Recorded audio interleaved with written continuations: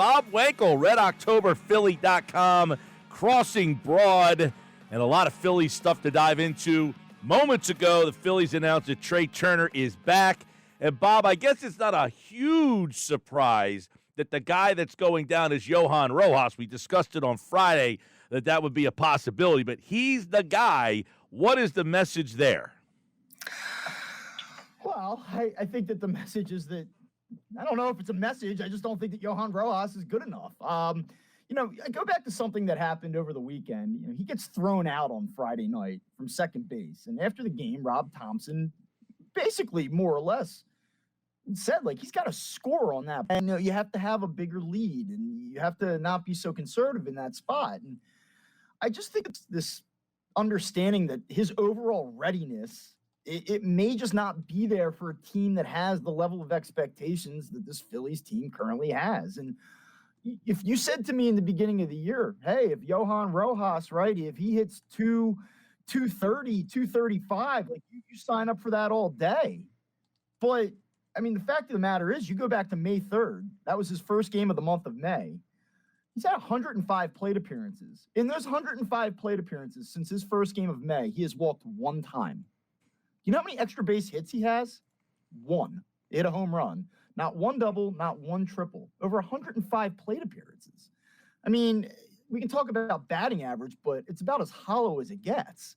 So if he's not going to be the premium defender that you expected, though he has been better out there lately, and he's not doing the little things for you, he's certainly not bringing the offensive upside to the equation.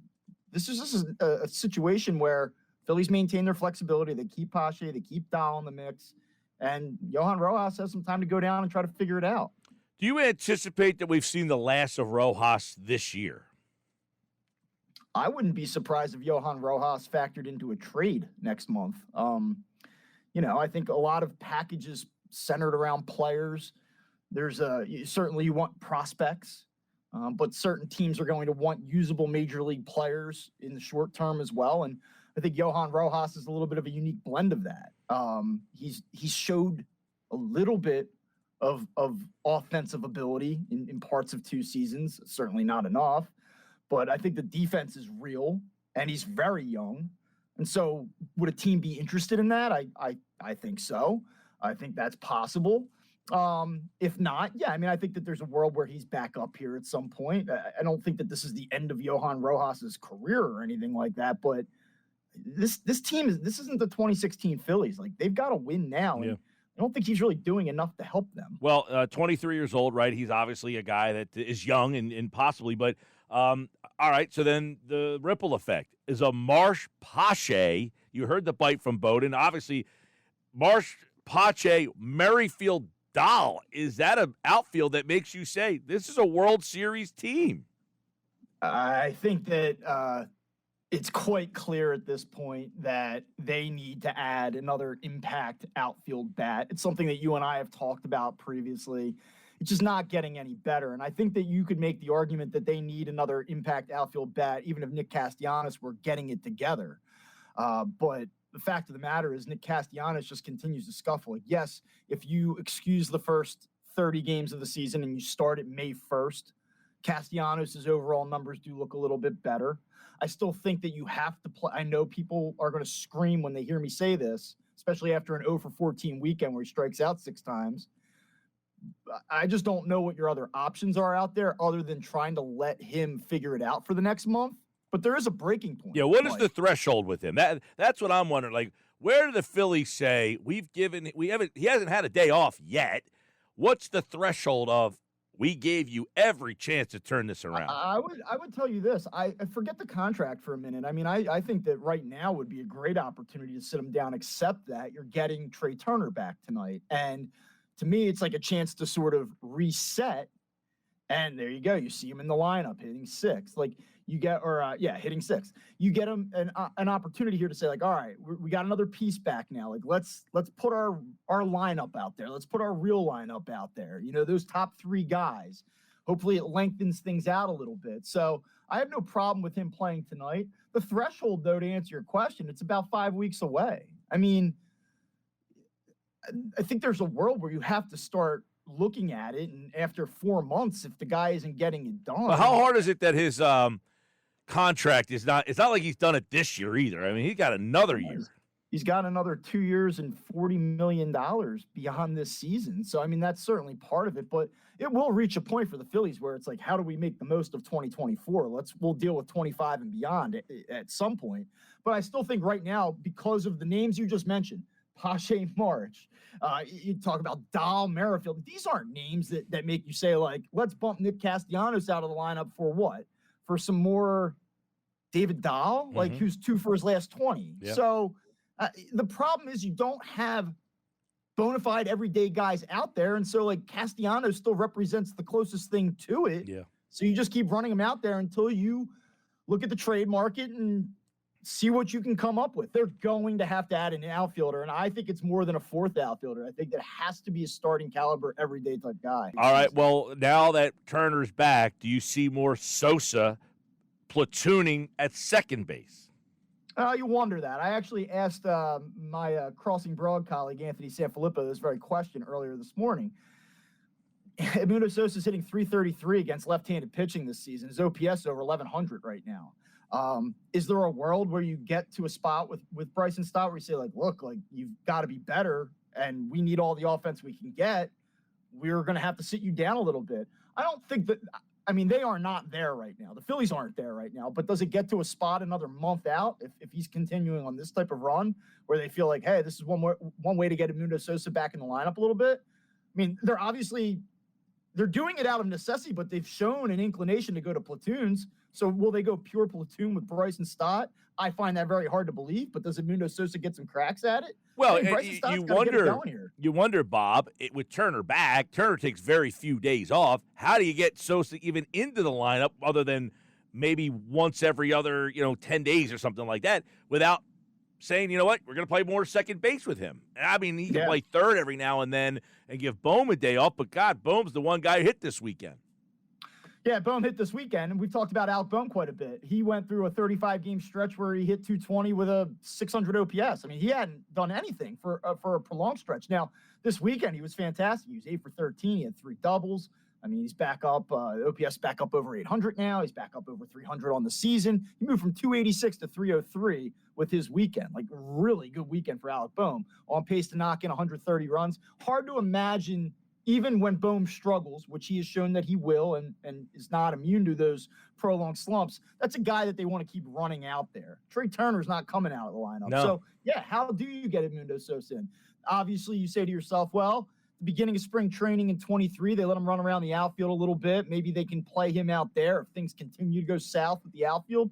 Maybe, but probably not. Right now, he's going to go down to a matchup role and probably play once a week.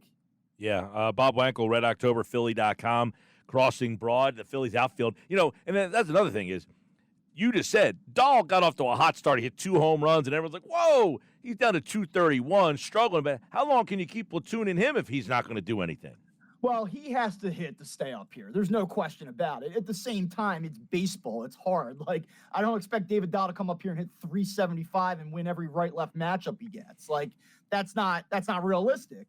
So he's going through a little bit right now. But how much of a leash does he have? Probably not that long of a leash. Now, I'm not saying that means that Johan Rojas comes right back up either.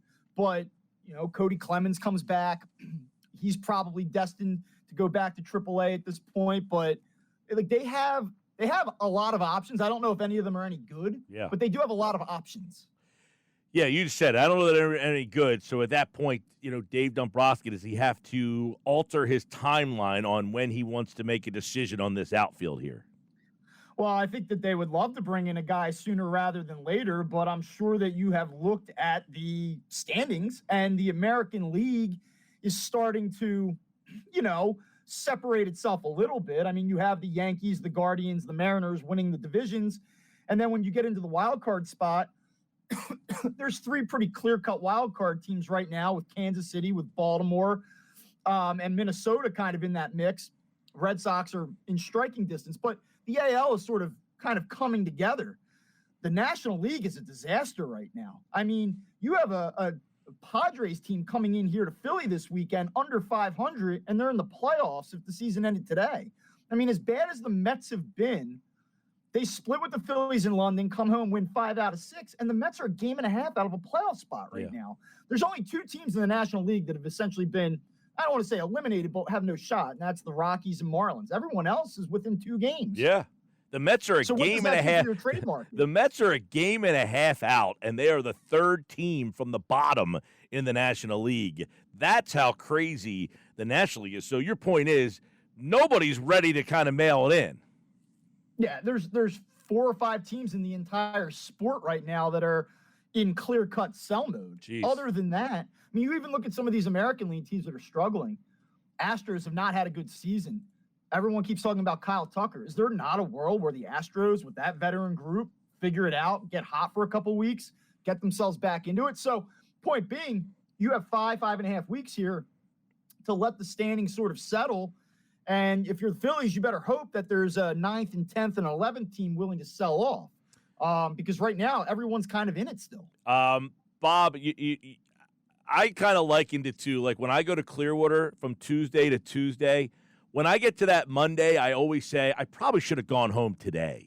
Like, I don't need to sit around for one – because now I'm just waiting to go to the airport because I'm out of gas. That seemed like the Phillies this weekend. Like, backpacking Europe sounds fun until you're like, man, I could really use my bed. They just look like a team that the schedule did them no favors. Is that fair to say, or is that like, hey, you got to figure it out? The Mets – they went home because the Mets went home because people say, oh, that London thing. I know Batalico's been going crazy. Why would you put this in the middle of the season? The Mets won but they did go home. Did the Phillies just look like a team that needed their beds? A little bit. I mean, look, this is a Philadelphia market. Absolutely nobody wants to hear about the toll of travel on the Philadelphia Phillies. And the Phillies have benefited By from the way, schedule, not only the Phillies, the fan, they went to London and packed the place. They went to Boston and packed the place, and they went to Baltimore. You know, I had to tap out. I was supposed to go to Baltimore Saturday. I had to tap out. I had no gas in the tank.